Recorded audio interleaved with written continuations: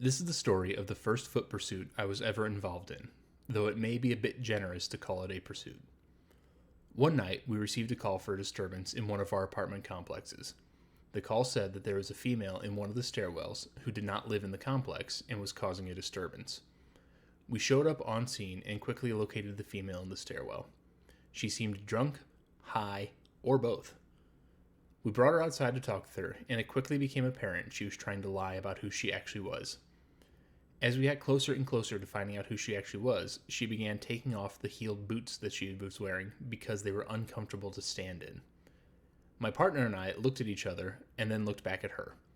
We couldn't believe she was prepping to run, and it was a shared moment of almost being impressed.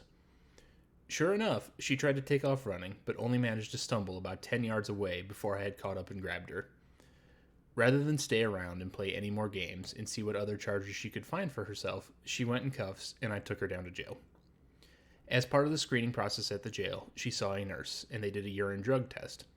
Even standing across the room from where they did the test, I said, "Wow, that's a lot of colors." The nurse responded, "Yup, amphetamines, benzos, cocaine, opioids." All the while, the girl is nodding off in the chair. She kept insisting that she was just tired because she had been awake for 3 days doing cocaine and she just needed to take a nap.